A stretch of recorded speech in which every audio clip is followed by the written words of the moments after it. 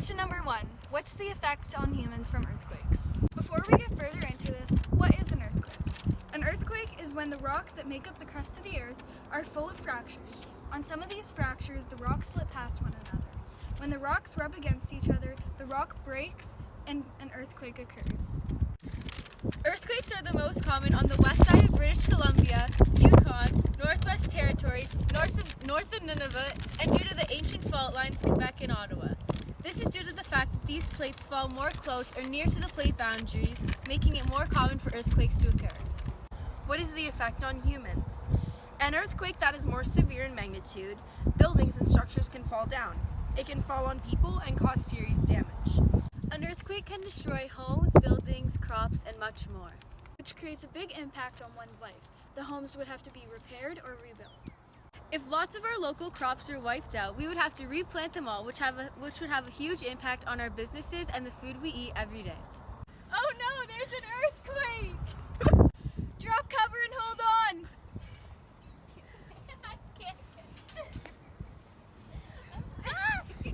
The quickest and most efficient way to stay safe during an earthquake is to drop to the ground and stay under a sturdy surface until it's safe to get out. Question 2. How are you going to save and protect our resources for the future? Before we answer this question, what is a resource? A renewable resource is a resource of economic value that can be replenished by itself. And a non-renewable resource is a resource of economic value that cannot be replenished by itself or takes millions of years. Don't forget about natural resources. A natural resource is a resource that comes from nature. For example, it could be water or minerals. There are 3 different types of resources: land, water, and air. We use land every day for our housing and recreation. We can also use the land to provide us with minerals from mining that we can use to make cars and appliances. Water is our source of life, and we need it every day for our basic needs. But our water may not stay clean if we keep polluting it. We need to save our water. Water is everywhere. It brings us oxygen, which powers windmills and provides us with electricity. Sometimes the air can get polluted because of factories and cars, so keep clean. Now back to the real question. How can we save our resources?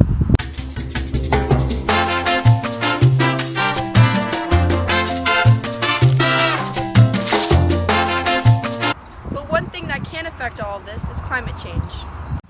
For example, all the plastic that we use ends up in the ocean and traps animals and can potentially kill them. All this plastic on the ocean is stopping it from absorbing CO2, which is speeding up climate change. Due to this plastic, 100,000 aquatic animals die each year.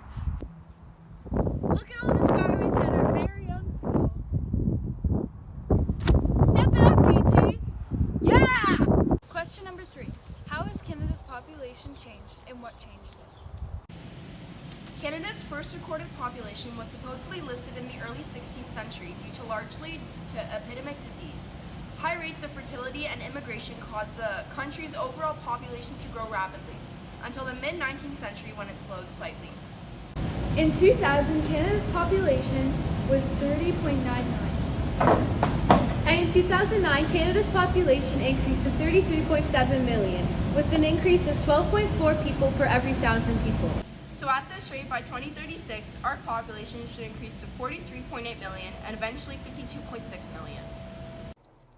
The population growth has a lot to do with immigration. Last year alone, Canada welcomed nearly 310,000 new permanent residents now staying in Canada. Last year, over double the amount of people immigrated to Canada. There was more immigration than births that year. Most people immigrate to Toronto, Montreal, and Vancouver.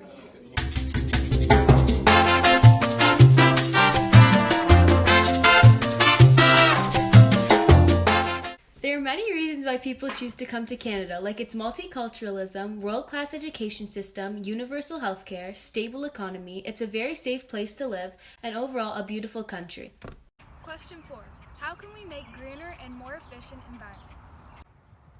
3 things to keep in mind would be having an eco-friendly mindset, caring for the community and wanting to sustain a better environment, and do everything you can to make the environment better. But how can our actions contribute to making a change in the environment? Good question, Sophie. We can do this by making good choices, reduce, reuse, recycle, controlling our needs versus wants, and fixing things instead of buying new ones. So how can we use our resources efficiently and appropriately? Well, we have lots of natural areas, so don't destroy the earth. Keep our ecosystems balanced with farming. And greenhouse gases clog the atmosphere, so refrain from doing so. Everything starts with nature. What can we do in our homes to be more efficient?